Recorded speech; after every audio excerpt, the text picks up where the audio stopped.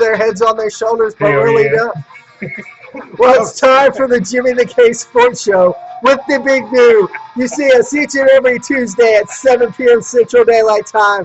Who's ready to rock and roll? I hope you are. Sit back, buckle up, and get ready for the #1 sports show on the web. Here we go, my sports friend. Welcome to this jungle.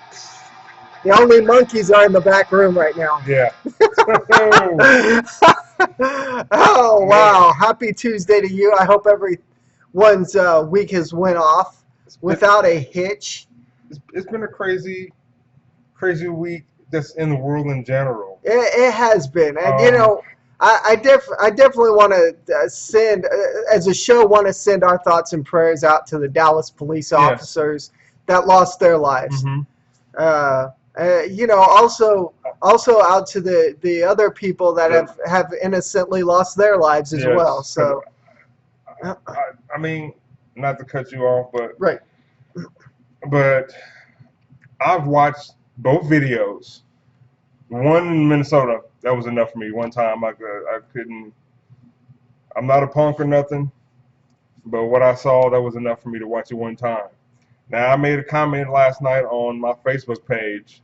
That, matter of fact, I could read it to you real quick. Let me talk for a minute. Let me find this.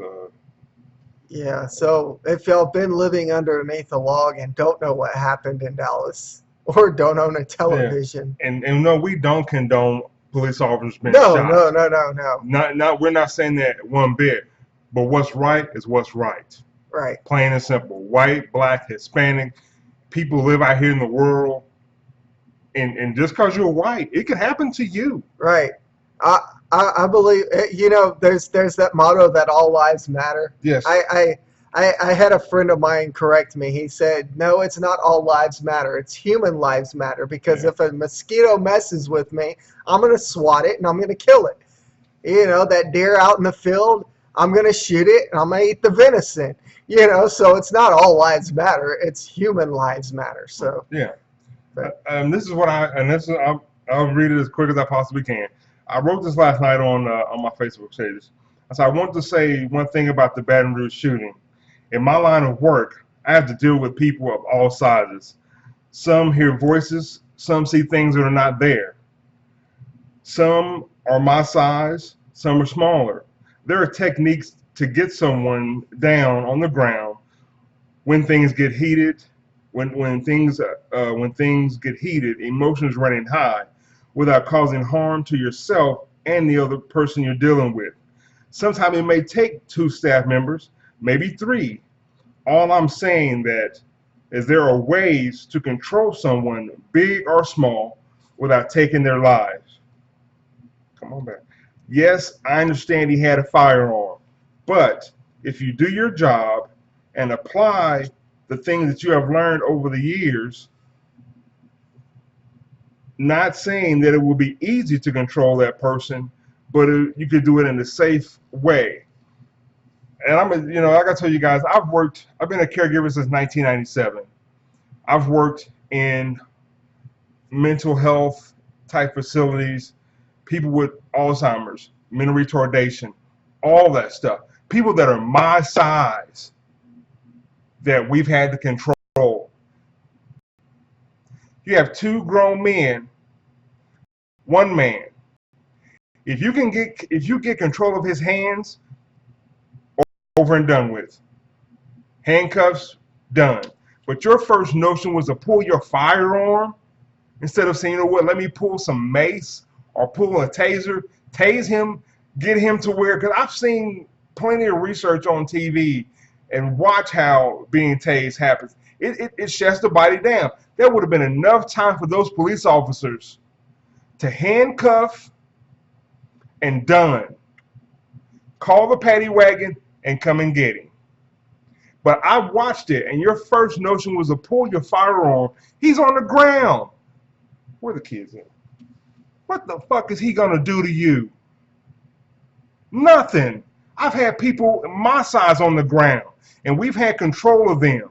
Once they're down on the ground and you got their hands and their body under control, nothing. But your first mind is not thinking this guy he may have a family. Somebody out there loves this man. He was getting his hustle on, selling some CDs, and the owner of the grocery store or the market or whatever said that.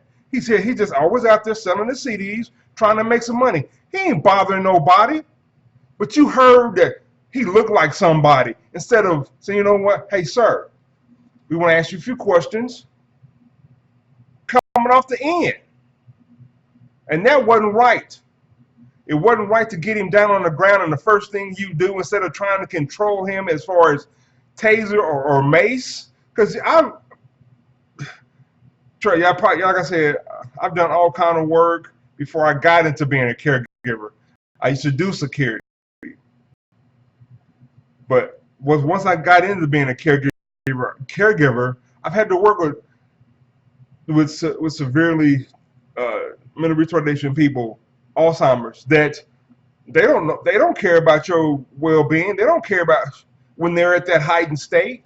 But it's up to you, the individual that is doing the job, to make sure that, yes, you have to do your job, but everybody comes out safe. And from what I saw, those officers, and it is continuously happening. That is your voices. All the ballpark. The AL, we talked last team. Type rule. Just Bill. Yeah. I was about to say. Francisco. Dusty Baker, he's always cooked. I see. I get what the kill me when I pitching should be. A matter of fact, let me see. Slide in. You see that? If Golden State, I'm gonna cry.